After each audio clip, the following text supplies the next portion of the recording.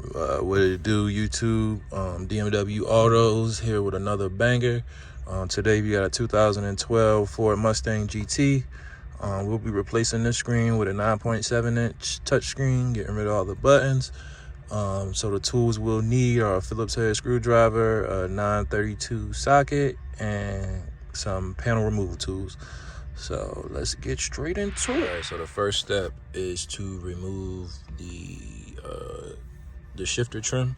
So we'll get all of this out, including the cup holder area. So just use your pry tool and get around the corners, and this should come straight out. So let me get it out. All right, so once you get the panel popped up, you're gonna have to take the shifter off. So it's literally just, you twist this off, right? And the top will come off. And then this adapter, you just twist this off like this.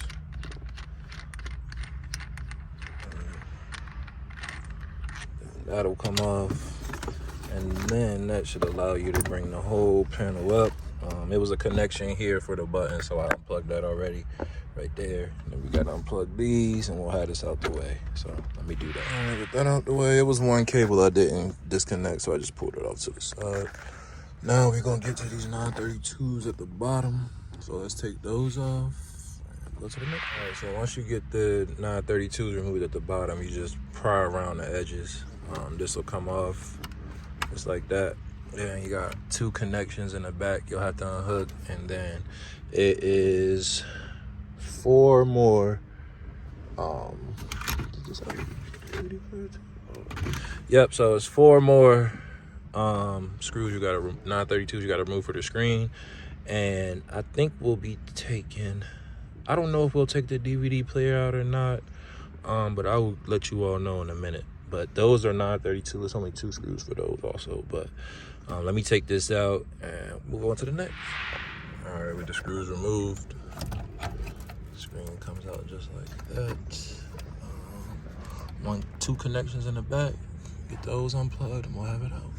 All right, guys, so the CD player does have to come out too. It was a bunch of connections back there. So you're looking at these. We're all plugged up to the CD player, so yeah, we're gonna keep it moving. Now we got everything out. Let's grab the other screen and plug it up and test it out. All right, y'all, so everything is plug and play like I said. It already comes with the kit plugged in, so we'll be connecting all of our green wires, all of our gray connections straight to the car. So it looks like the ones at the bottom will go here. And then I'm only seeing two connections, and then we'll hook up the antenna, the GPS antenna, the regular car antenna, and we'll run the USB cables. It came with two USBs. We'll run those through the glove, and yeah, hopefully everything does what it's supposed to do. So let's get it. All right, guys, so the OEM backup camera did not work with the aftermarket unit, so we ended up running a new one. So what we did was, we ran the cord through here, down the carpet, all the way around the kick panel, through the back. I popped off this little push pin and got the wire through there, and then I ran it under the seat to the back, right? So, inside the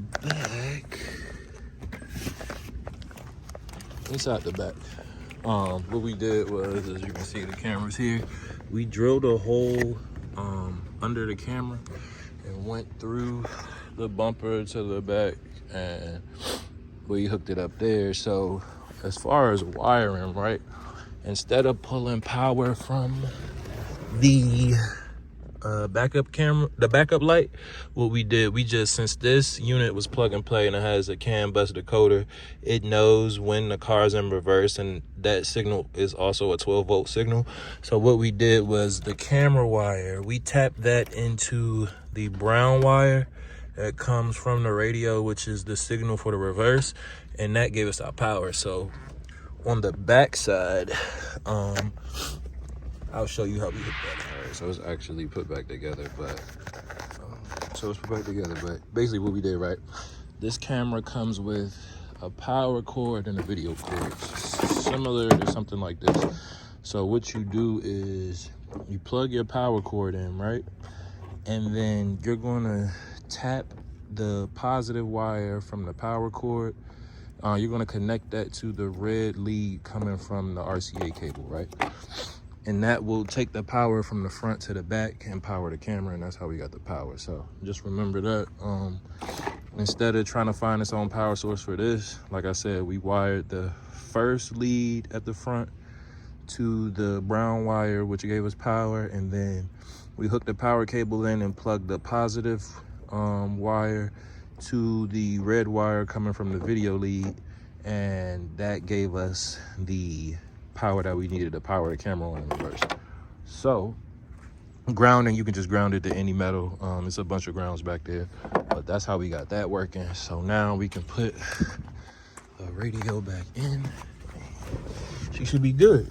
We dropped the USBs in the glove, as you can see. So now it's just time to put this back together. So let's get to it. All right, and one more thing, guys. We got to take these clips off and put them on the new radio. So I'll take all these yellow clips off and apply those to the radio. All right, so we got the radio back on. Put our 932s at the bottom. So now I will take the gear shift off and put the center panel back, and this will be all done. I'll show you the end of the video. All right, the finishing product. Let's see.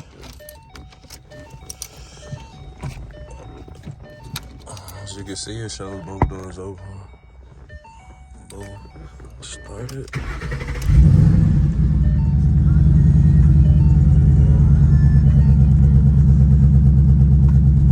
Backup camera, perfect.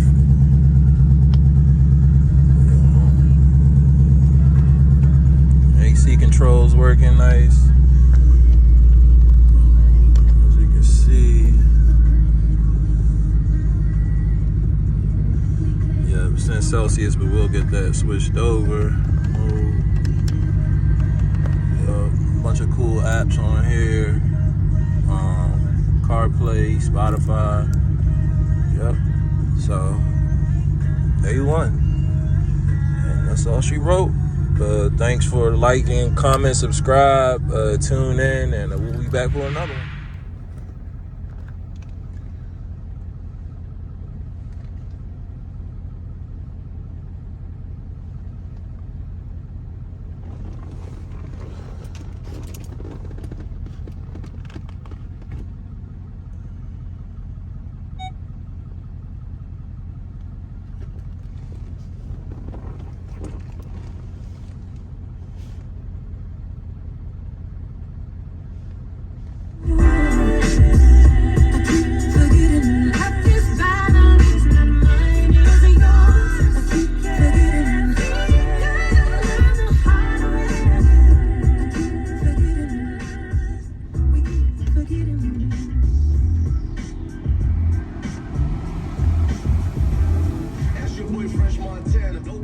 Nobody plays more hip hop and R&B than 93.9 WKYS.